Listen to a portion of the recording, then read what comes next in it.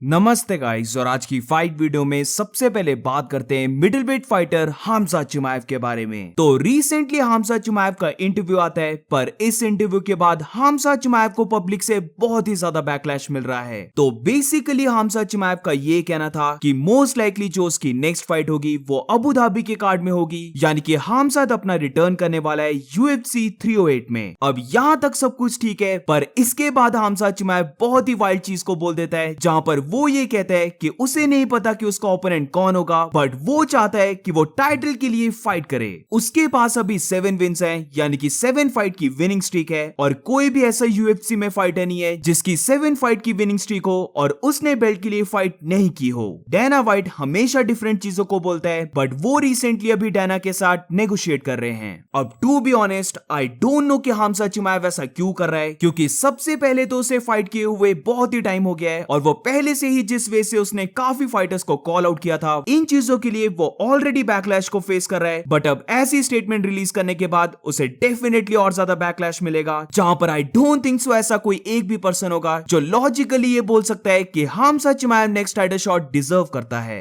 And don't get me wrong, Hamza चिमाएव मेरा favourite fighters to watch में से एक है, जिसकी फाइट्स देखने में मुझे बहुत ही मजा आता है। बट स्टिल यहाँ पर हमें फेयर होना पड़ेगा, क्योंकि हमजा चिमाएव यहाँ पर बहुत ही गलत है। इवन अगर हम फेम और पॉपुलैरिटी को भी देखें, तब भी हमजा चिमाएव टाइटल शॉट डिजर्व नहीं करता है, क्योंकि अपनी लास्ट फाइट से अब तक अगर हम देखें तो हमजा चिमाएव की पॉपुलैरिटी इंक्रीज नहीं, बल्कि मेरी ओपिनियन में हमजा की पॉपुलैरिटी डिक्रीज हुई है। आई डोंट थिंक सो कि अभी तक हमजा चिमाएव ने एक भी मिडिल वेट डिवीजन के रैंक फाइटर के साथ फाइट की है। उसकी लास्ट फाइट थी अगेंस्ट जेरल्ड मर्शार्ट, जो आई एम नॉट श्योर कि वो टॉप 15 में था, बट इवन अगर वो टॉप 15 में था तो वो हार्डली कोई 14th या फिर 15th रैंक फाइटर होगा। बट उसके बाद से अभी तक हमजा चिमाएव ने एक भी मिडलवेट डिवीजन फाइटर के साथ फाइट नहीं की है। कमारू उस्मान एक मिडलवेट डिवीजन फाइटर नहीं था, तो वो लॉजिक यहां पर नहीं चलेगा। So I am not sure Khamzat Chimaev ऐसी स्टेटमेंट्स क्यों दे रहे हैं, क्योंकि ये क्लियर है कि ऐसी स्टेटमेंट्स देने के बाद फैंस उसे और भी ज्यादा डिसलाइक करेंगे। बट हु नोस, मैं गलत भी हो सकता हूं। क्या पता हमजा चिमाएव ऐसे जानबूझ के कर रहा है ताकि वो एक बैड गाय के कैरेक्टर को प्ले कर सके। ऐसा नेट डियाज की फाइट में भी कर चुका था, जब उसने वेट को मिस किया था और फिर उसके बाद स्टेज में जाकर मिडिल फिंगर्स को दिखाया था। तो मे बी यह हमजा चिमाएव का प्लान हो, बट सिर्फ अगर हम हमजा चिमाएव की स्टेटमेंट को देखें कि 7 फाइट की विनिंग स्ट्रीक के बाद कोई भी ऐसा फाइटर नहीं है जिसको टाइटल शॉट ना मिला हो, तो हमजा चिमाएव यहां पर फैक्चुअली गलत है। अब टॉप ऑफ द हेड मुझे अभी जो फाइटर्स के नाम याद आ रहे थे वो मैं लेने ही लगा था, बट थैंकफुली मुझे 2-3 पोस्ट मिल गई, जहां पर हम देख सकते हैं कि कितने ऐसे फाइटर्स हैं जिनकी विनिंग स्ट्रीक 7 फाइट से ज्यादा है, बट उनको टाइटल शॉट नहीं मिला है।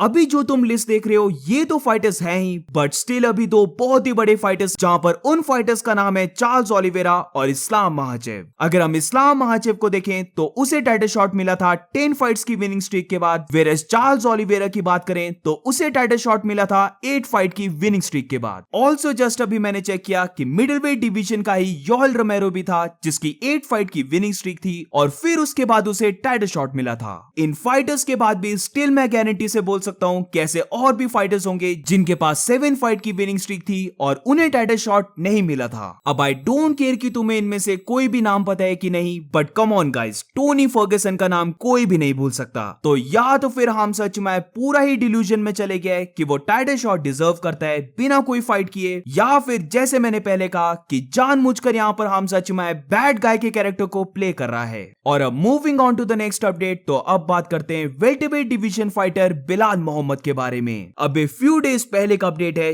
जहां पर यूट्यूब रिकमेंडेशन में मुझे ये वीडियो मिल गई। तो अब देखते हैं कि बिलाल मोहम्मद ने क्या कहा है वेल्टरवेट चैंपियन लियोन एडवर्ड्स के बारे में। अब स्टार्टिंग में मैं ये चीज कवर कर देता हूं कि बिलाल मोहम्मद की अगर हम फिजिक को देखें तो वो एब्सोल्युटली इंसेन दिख रहा है। आई मीन बिलाल मोहम्मद इस फाइट से पहले बहुत ही ज्यादा मस्कुलर और काफी श्रेडेड दिख रहा है, जिससे ये पता चलता है कि बिलाल मोहम्मद इस फाइट को बहुत ही सीरियसली ले रहा है, और आई थिंक सो वो अपनी फाइटिंग करियर की बेस्ट शेप में है। अब लियोन एडवर्ड्स के बारे में बिलाल मोहम्मद का ये कहना था कि उसे लगता है कि लियोन एडवर्ड्स या फिर उसकी टीम उसे सीरियसली नहीं ले रही है, जहां पर वो लियोन एडवर्ड्स को वार्न करना चाहता है कि जो लियोन सोच रहा है कि यूके में उसे सारी सपोर्ट मिलने वाली है, तो वो उसे बताना चाहता है UFC 304 में वो लियोन एडवर्ड्स को बीट कर देगा, तो ऑडियंस में बैठे सारे लोग लियोन की जगह उसे चीयर करने लग पड़ेंगे। वो ऑनेस्टली बिलीव करता है वो इस फाइट में लियोन एडवर्ड्स को नॉकआउट करने वाला है, और वो फिर से एक बार पूरे वर्ल्ड को शॉक कर देगा। अब ऑल्सो इसी के साथ अपनी फ्यूचर फाइट्स के बारे में बिलाल मोहम्मद का ये कहना था कि जब वो लियोन एडवर्ड्स को बीट कर देगा तो उसके बाद उसे कंटिन्यूसली वेल्टरवेट डिवीजन के बेस्ट फाइटर्स के साथ फाइट करनी है। वो लियोन एडवर्ड्स की तरह जो एक साल में एक बार फाइट करता है वो ऐसे जरा भी नहीं करेगा, बल्कि वो एक साल में ट्राई करेगा 3 से 4 फाइट्स करने की। जिसको भी लगता है कि वेल्टरवेट डिवीजन का वो बेस्ट फाइटर है, लाइक इयन गैरी हो गया, शावकात राखमनोव हो गया या इवन कमारू उस्मान, वो ऐसे फाइटर्स के साथ भी एक्टिव रहकर उन्हें बीट करना चाहता है। अब ऑल्सो इसके बाद लाइटवेट चैंपियन इस्लाम महाचेव की भी बात आई थी कि इस्लाम महाचेव भी चाहता है कि वो वेल्टरवेट डिवीजन में जाकर फाइट करे। तो अगर बिलाल मोहम्मद लियोन एडवर्ड्स को बीट करके चैंपियन बन जाता है तो क्या बिलाल मोहम्मद इस्लाम महाचेव के साथ फाइट करेगा?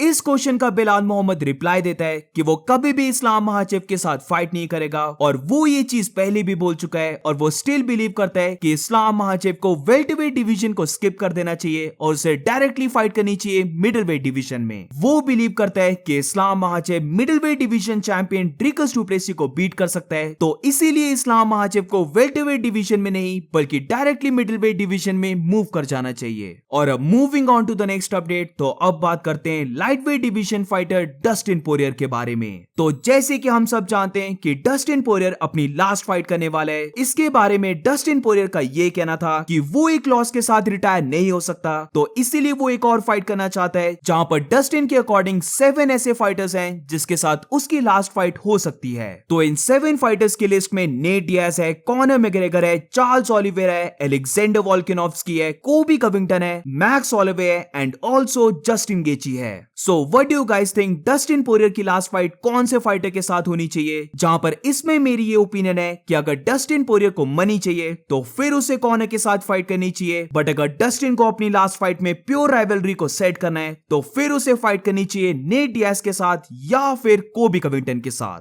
अब moving on to the next update, तो ये अपडेट भी सेम है जहां पर former welterweight champion Kamaru Usman ने भी अपने पोटेंशियल नेक्स्ट फाइट के ओपोनेंट्स की लिस्ट दी है, जहां पर अकॉर्डिंग टू कमारू उस्मान उसकी नेक्स्ट फाइट हो सकती है शावकात राखमनोव, इयन गैरी, बिलाल मोहम्मद या फिर जैक डेला मेडेलिना के साथ। तो यहां पर भी what do you guys think, Kamaru Usman की नेक्स्ट फाइट किसके साथ होनी चाहिए? मुझे ऐसा लगता है कि बिलाल मोहम्मद की फाइट के लिए तो वेट करना होगा, जिधर अगर बिलाल मोहम्मद लियोन एडवर्ड्स को बीट कर देता है तो फिर तो कमारू उस्मान को ये फाइट नहीं मिलेगी। But regardless of it, imagine अगर कमारू उस्मान की फाइट हो जाए शावकात राखमनोव के साथ। स्टाइलिस्टिकली ये फाइट दोनों ही फाइटर्स के लिए एक काफी टफ फाइट है, जहां पर अगर तो कमारू उस्मान के पास स्टिल एबिलिटी बची है टॉप ऑफ द डिवीजन में फाइट करने की, तो फिर डेफिनेटली मुझे लगता है कि ये फाइट एक काफी क्लोज फाइट बन सकती है। So that's it for today guys. I know कि काफी कम अपडेट्स हैं, बट अब क्या ही कर सकते हैं, जो संडे को फाइट नाइट कार्ड है वो तो और भी ज्यादा बुरा कार्ड है, तो उसके बारे में तो बात करना पूरा यूजलेस है। और अगर हम ओवरऑल देखें तो अभी यूएफसी काफी ड्राई चल रही है।